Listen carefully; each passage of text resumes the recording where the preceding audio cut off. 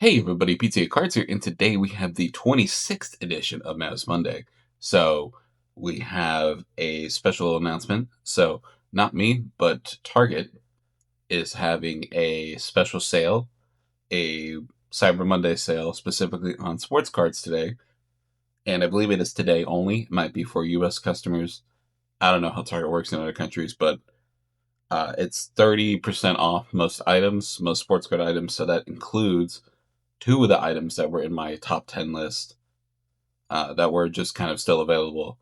So that is the NBA 2024 Optic Mega Box for $40 and the Topps Flagship 25 NBA product for $35. So there you go. If you're interested in that, I'll probably put a little picture up there for that. Anyway, without further ado, let's get into it. So these little display boxes, these aren't that amazing. I've been pretty disappointed on what's in these, honestly. Just as far as usually retail boxes kind of include I guess usually these have like one numbered card in them, maybe, or something. But just for how many packs, you're probably better off going with other formats. So again, this is going to be a fairly long video. We'll have plenty of time to talk about stuff. So that is one thing. Oh, I want to share one more thing. So if you did not check out my Black Friday, so the Black Friday blasters of basically Topps Flagship, I pulled this bad boy. So look at that. Cooper Flagg, patch card 1 out of 25. Player worn. Very, very nice. Gonna be careful with it not to turn it too much. But yeah, so check that video out. If you, I'll probably link that video in here. So anyway, enough housekeeping. Let's open some cards.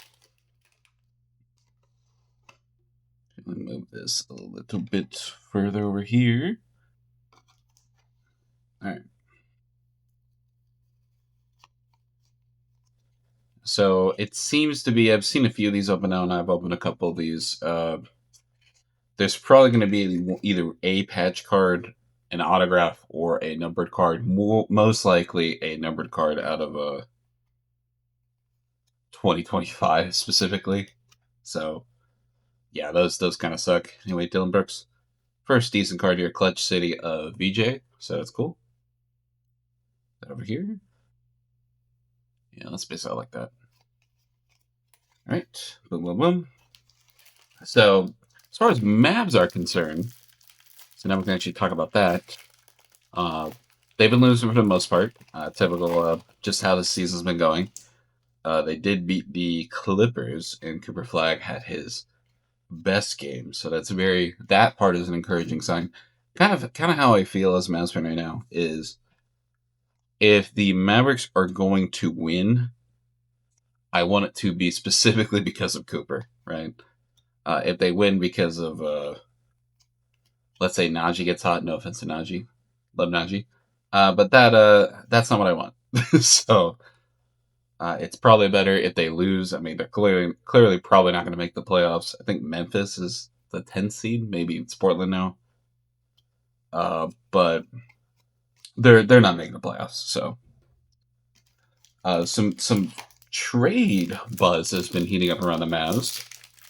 I have been consuming the Mavericks trade. Let's say content. Let's put it that way. And some of it. So this is I'm probably gonna get a little mad about this, but ooh, nice little coupe. There we go. This little 8-bit coupe. There's our map. We're gonna have him probably regardless, but very nice. We get him here, specifically for the Mavs pile. But so some of the trades I've seen, some of the people who make these trades, I kind of understand it. But there are people who make these Anthony Davis trades, and there are people who I know who know what they're talking about. So it frustrates me that like they have this opinion, because I think the trade was, so it was by I think Soros, SROS, the basketball YouTuber. makes good stuff. A lot of draft stuff I see through him. So he's had a bunch of videos about Anthony Davis trades. Some of them have been okay, but I saw one yesterday that really, really pissed me off.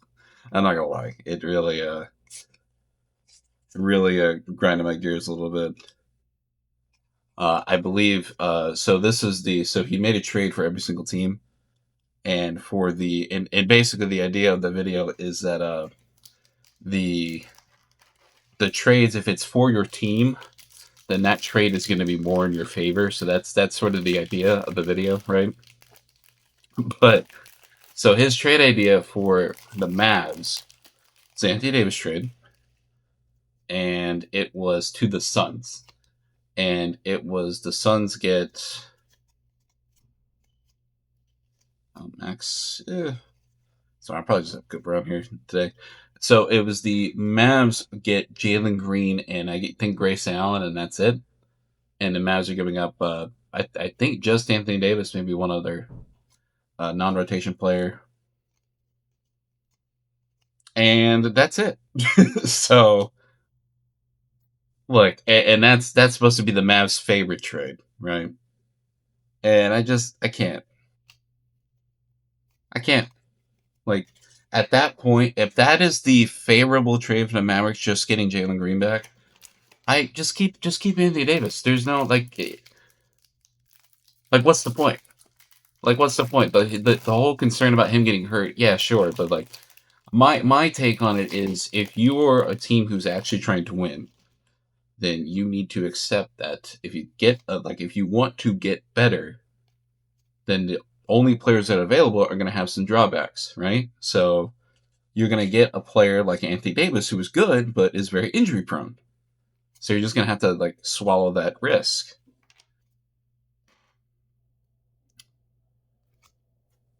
Right? So that's kind of where I'm at, and Jalen Green is risk of his own, and I refuse. I'm not. No, no. Jalen Green is not a. He's not. He's not. I'm sorry. He's not a player that should be an Anthony Davis trade. He's not. He's not. If the Suns had picks to give, maybe, but they don't. The Suns should be completely 100% off the table. 100% off the table. There should be nothing. No trades with the Suns that involve Anthony Davis. In my eyes, at least. And honestly, if that was the Suns trade, I would get it. But since it was this is the Mavericks' favorite trade, that's what pissed me off. Because I would never ever do that trade. Never. I'd rather just keep him. Just keep him. He's a good player. I mean, he plays hard. I mean, there's a lot of reports about. There's a report recently about him, Chicago being interested, and that would be the preferred destination for, I think, honestly, both sides. Because there might be some Bulls fans in this comment section. I don't know, but here's the thing about the Bulls. The Bulls are never going to fully tank, right? So if you, as the Bulls, are ever going to tank, then it needs to be it's just going to have to happen naturally. All right, you got a Rasheed Fleming on the hollow. Probably just going to put that there. It's still not that great. Our players LeBron. So I don't know. The Bulls are always going to be in that play-in-ish range, and honestly, they should probably just try to get better. It's just how the team is built. It's how the team operates. They're under the cap. They can afford to do a trade. Honestly, just do it. Don't this whole the Bulls are not in position. Of course they're not, but why not try to just get better? If you're a team like that who always tries and is always somewhere in the middle, this is the same problem the Dallas Mavericks have had, in the late Dirk years, where they would always just try to win, and they would always win somewhere in the vicinity. Speaking of that, Mr. Dirk right here, they would always win in the vicinity of 48 to 50 games, which is really cool, but they were never actual contenders, right? But the thing is, they were never ever going to do a rebuild until there was no other choice. And the Bulls are like that. So you might as well have fun with it. You might as well go get the good player. You might as well just go get the good player and just see what happens. Honestly, honestly, like what Bulls basketball has been at least like an ounce like, and I hate to be like nagging on the Bulls fans, but like like realistically, like what Bulls games have not been important in a decade, maybe longer. I don't know. When was the last time Derrick Rose was healthy, right? For the Bulls, like that was probably the last time they were legitimately, a threat. And like I'm tired. I'm tired of this notion that Anthony Davis is just a like he's a nothing player who's like only going to get hurt. His only purpose is to get hurt. I understand like, oh, you got to sign him to a contract. I get that, but like what are the Bulls? What were the Bulls going to do with that money anyway? Right? Who are they going to get? I just there is a disconnect with some of these nerds, which I mean that in their most respectful way. With some of these NBA nerds and just the reality of how NBA teams operate.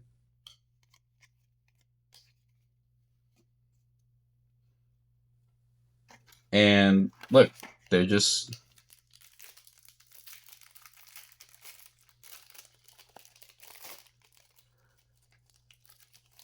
there just needs to be like just an acceptance that even though you would not necessarily do the trade, you do not want to take on the risk as like a from an outsider like looking at the money. You just gotta look at the player. You gotta look at the skill of the player, and even and I honestly think Anthony or Joel Embiid is a little bit of a different case, just because he's like, yeah, of course he's been better, but the injuries have hampered him probably even more than Anthony Davis. Like he's just not even close to the same player. Where it's like, I don't know, Anthony Davis, like I watch him, like he maybe not be quite as good as he was, but Anthony Davis is still pretty good. And I'm not an Anthony Davis guy. Like realistically, I'm not. Anthony Davis helps you win. And I'm tired of these nerds propagating that no one would trade for him in a million years. And if they do, the best trade package possible is Jalen Green. That's the optimal outcome. That's what pisses me off. Anyway, that's enough of my little soapbox there. Anyway, yeah. So the Mavs are bad, though. The Mavs are quite bad. Uh, really, truly. I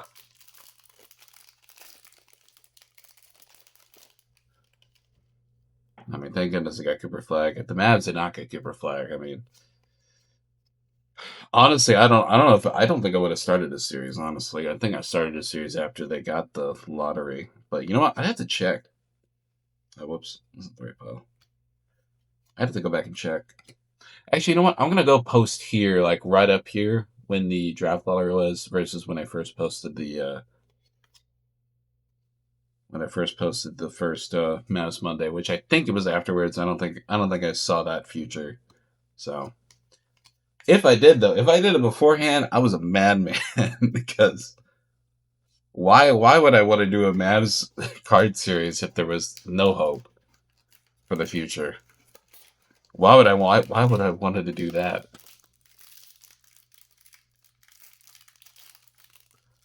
But I'm almost certain I did it after the lottery happened. So, because truth be told, guys, I mean I'm a huge Maverick fan, right? Like die hard. And one of the main reasons I even started this channel was one, I had a bunch of cars just lying around that I was never going to be able to resell. Realistically, guys, honestly, being completely honest with you guys, just cards I knew I was never going to get to resell. So I was just going to have to open a bunch of them, just to be like, all right, well, let's just have fun with this. And so then I started a channel, and yeah, I mean that's a lot of where we are now. Just opening a bunch of stuff that's been sitting in the bin, opening new releases. But if the Mavs were not, if the Luka trade didn't happen, I would not have this channel. So I guess in a weird way, I have Nico Harrison to thank for this. If this ever truly explodes into anything, But you know, I don't really know how to segue off of that. We had a clutch city of Dylan Harper, who I think is, I don't know if he's still playing or still out, but I hope he gets well soon. We're starting to run out of packs, guys, and we might not get a numbered card or a patch card. Probably got like 6 packs left, so yeah, definitely not buying these anymore, guys. These not what I thought they would be. These are just, if nothing else. See, I'm struggling to open this pack. This means there's probably something in this pack. That's usually how this goes. But again, I complained the whole time last time, and there was a one of the best hits I've had on this channel, which is a Con Canepa auto. At the end of one of these.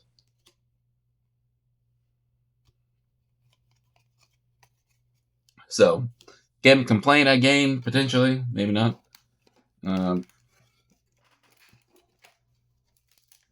We're struggling to open, getting these last few out of the box. But yeah, man, I'm sick of this. I'm sick of this. Listen, I'd rather Anthony Davis get traded than not. But I mean, look, there's just a line, man. There's a line I refuse to. There's a line I refuse to cross as to like a lack of return for him. Like, he's not worthless. I refuse. I'm just not. I'm not. Look, he's not. He's not worthless. Ooh, do we get an auto? Let's wait to hit. New applicant. All right. This looks like hit of the box here. Focus up here. Saw some red. All right. Micah Peavy on the autograph. All right. So, Micah Peavy. So, that is our second auto out of one of these boxes. So, definitely not of the quality of the first of these boxes. However, an auto is an auto. We will take it.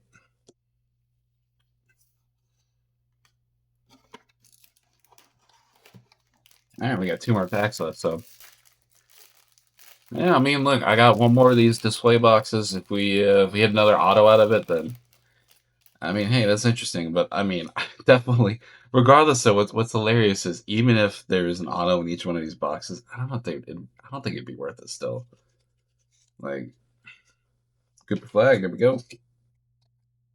Base Coop. Oh, and a Power Players Coop. Just oh boy, they're really trying to get me back here. Pay me back for the rest of those packs. All right, and last pack, everybody. So Micah Peavy, I believe he might start for New Orleans. I don't think he starts. He plays though. Yeah, that team is a mess. By the way, hey Clippers, for the sake of the NBA, you kind of need to start winning. We can't be having this thing where the OKC gets the top 5 pick. So get on you guys need to figure this out. All right, so it looks like we have a hollow. We have a hollow of a, I forgot what the card type is called. The Generation Now. We have a hollow Generation Now. What is it? Nolan Traore. All right. Oh, just stuck. Just stuck to a Derek Queen. There you go. Generation Now. Nolan Traore. Yeah, I'm just going to put that in the base pile. And a Derek Queen. And that, ladies and gentlemen, that is the display box. So let's go ahead and get the recap going real quick. Move all this to the side. Move all this to the side. So, real quick, most of... let's get this pile out of the way first. So most of this is base. So a couple of these are just a pile that's not going to make the final cut. So most of this is base. Some of this is just 8-bit ballers, but not the top rookies. So I guess it's cool that we got an auto out of 2 of them.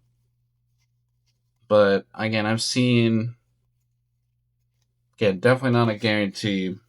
There's no guarantee in here. but yeah, not bad, I guess. There's certainly worse products out there if you can find these for 70, but I don't know. Maybe there's a chance these will get discounted in the future, just like the Tops Megas are right now. Let's just say if these were $35 like the Megas are, these would be a buy.